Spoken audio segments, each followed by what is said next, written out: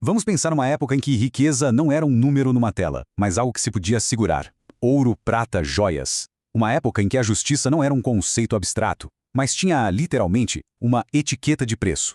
Hoje, a gente vai mergulhar de cabeça nesse mundo. Essa é uma pergunta, nossa, quase impossível de responder hoje em dia, né? Mas e se, em algum momento da história, existisse uma resposta clara e direta para isso?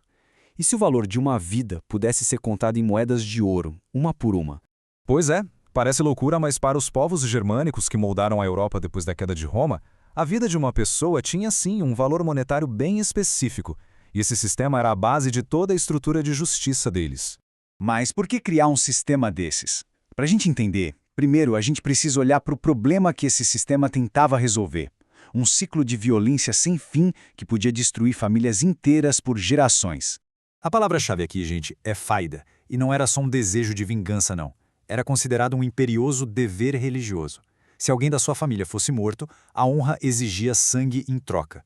Isso dava início a uma guerra que parecia não ter mais fim. E olha só essa citação do rei Gontra. Ela mostra perfeitamente a mentalidade da época.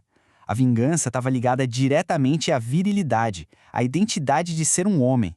Não vingar uma morte era um sinal de fraqueza, uma desonra para a família toda. Tá, mas o que permitia que essa faida se espalhasse de forma tão destrutiva? A resposta está na ausência de um poder central forte. Com a queda de Roma, a Europa virou um quebra-cabeça de territórios, cada um governado por senhores da guerra locais.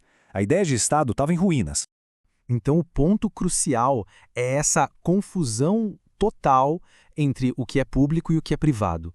O poder de cobrar impostos, de julgar crimes, até de fazer moedas, tudo isso virou propriedade pessoal de um senhor. O palácio do rei era visto menos como a sede do governo e mais como a casa da família dele, sabe?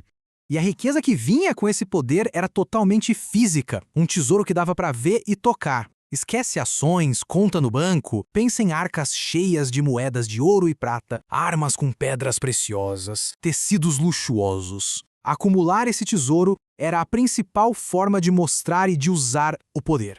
Bom, então nesse mundo de vingança sem fim e de poder privatizado, como é que se colocava a ordem na casa? A resposta foi tão prática quanto brutal, colocando um preço em tudo e em todos.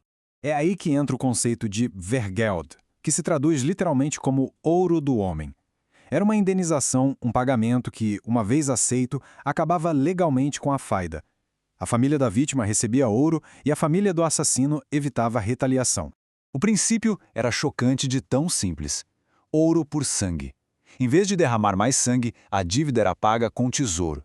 E essa era uma solução que conversava diretamente com a mentalidade da época. Riqueza era poder, e receber uma bolada em ouro podia ser bem mais vantajoso do que arriscar tudo numa guerra de vingança. 600, um número que representava o topo da pirâmide social. 600 soldos de ouro. Esse era o Vergeld de um Antrustião, um membro da guarda de elite do rei. Era a multa mais alta que existia por assassinato. O que mostra que, embora toda vida tivesse um preço, nem todos os preços eram iguais. Sua posição na sociedade definia o seu valor. E o sistema ia muito, mas muito além do assassinato.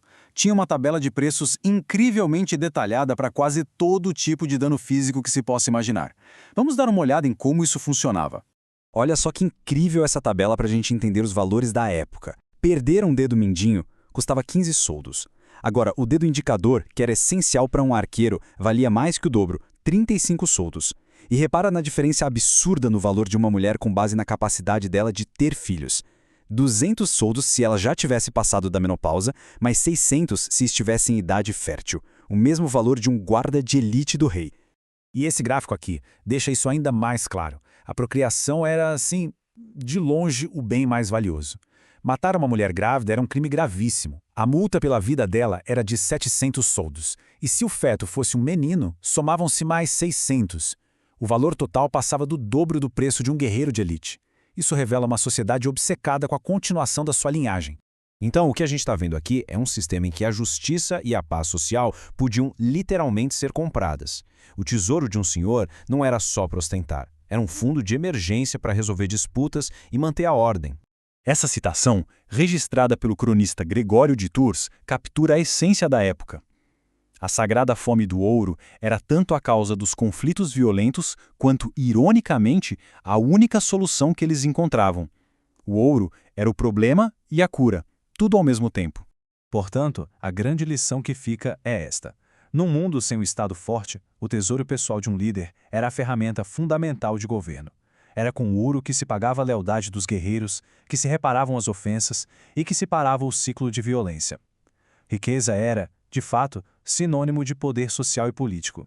E isso deixa a gente com uma pergunta para refletir, né? Esse sistema, por mais estranho que pareça hoje, oferecia um caminho claro para resolver conflitos. No nosso mundo, onde a justiça idealmente não tem preço e é abstrata, como é que a gente lida com os mesmos impulsos de vingança, de honra e de reparação que ainda existem dentro da gente?